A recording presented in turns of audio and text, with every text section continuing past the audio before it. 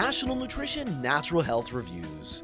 3 minutes of the latest naturopathic info with Canada's leading nutrition experts. Watch, learn, and get healthy naturally. Hey there, Jonathan Beatty here, naturopathic doctor and a health expert at Nationalnutrition.ca. Today we're going to talk about a common concern that many people approach me with, hair loss. Now, there's a couple of different reasons that one can have hair loss, and so we're going to go over a few of the different things that you can do based on which type of hair loss you have. First thing to understand in hair is how it grows. That's one of the most important things, and one of the most important factors in hair loss is disruptions in the normal growth phases of hair. So hair goes through 3 phases. Essentially we call it the anagen phase, the catagen phase, and then the telogen phase. So the anagen phase is that period of growth for your hair. Typically, person to person, it can last on average about 8 years. That means each strand of hair on your head can grow and continue growing for a period of about 8 years. After this occurs, then you get into what we call the catagen phase. This is kind of like the dormancy phase. It typically lasts about 2 weeks, in which case the hair stops growing and you start to push the hair follicle towards the surface and cutting off nutrients to the hair. This halts the phase of growth. After that, you get into the telogen phase, which can last from a couple of days to a couple of months, in which case, and this is the phase at which the hair is starting to fall out. It's where the hair's, the nutrients have been cut off, and as that hair dies, it's getting actually pushed out when the hair follicle goes into a new anagen phase, creating a new hair below, and that's actually what pushes out the old hair, causing the loss of that hair. Now, if you have any disruption in this anagen phase, you may end up with the hair going into the telogen phase without regrowing a new one, and over time that hair is going to be lost and there's no new hair to replace it, and that's where we develop hair loss. So reasons that can occur. Well, one of the things I just spoke about, cutting off nutrients to the hair can cause it to stop growing. So that can be done because of the natural phases of hair growth, but it can also happen when your diet doesn't have adequate nutrition. And there are certain nutrients that if you're deficient in, it can greatly decrease hair growth. One of the most important for this is iron. One of the simplest symptoms of low iron or anemia is hair loss. Yes, it's characterized by fatigue, sometimes shortness of breath, but one of the things people can experience with that is hair loss from simple anemia, simple low iron. Another nutrient that's really important as far as a nutrient for the hair is silica.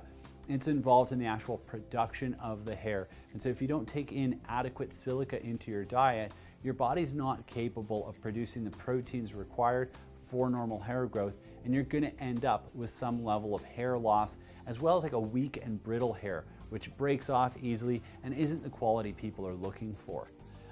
Additionally to that, other things that can interfere with normal hair growth is hormonal imbalances. This is very common in what we call male pattern baldness. So it's very common in men. Elevated levels of a testosterone metabolite called DHT, or dihydrotestosterone, has actually been shown. What it does is it decreases that anagen phase of hair growth, ultimately causing shrinkage of the follicle, death of the follicle, and this leads to that classical male pattern baldness. So saw palmetto, a herb that actually helps to reduce DHT levels, has been shown in some studies to improve hair loss. Now, of course, it doesn't work universally because not everybody's hair loss is related to this elevated DHT. In some cases, elevated DHT can affect women as well. We often talk about it as being male pattern baldness, but there is what we call androgenic alopecia, which can affect women, and that's where, again, essentially higher levels of male hormones is causing male pattern baldness to happen in women. So we call it androgenic alopecia. Similar cause and similar treatment. Again, we're going to be looking at supplementing with high doses of saw palmetto to help manage that elevated DHT if this is something that's a problem for you.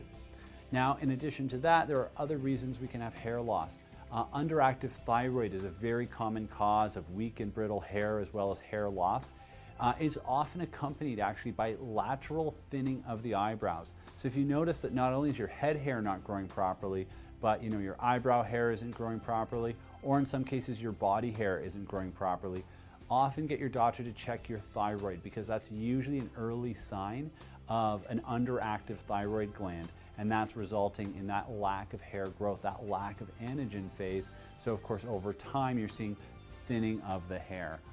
So if you do have these problems, a couple of things you can do to manage them.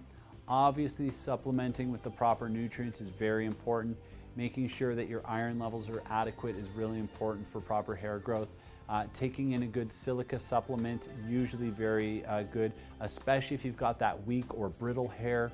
You'll also want to make sure that you're taking in, generally I recommend a good mineral blend, a good full spectrum mineral supplement to ensure that you've got adequate minerals from all categories, as any type of mineral deficiency can manifest as hair loss.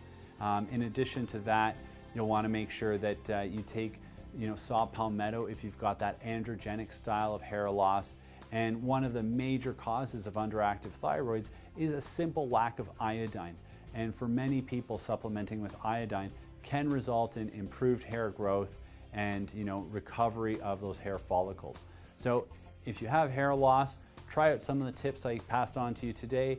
Check out more of our natural health videos, subscribe, and if you have any questions or comments, please post them below. And always remember, knowledge is health.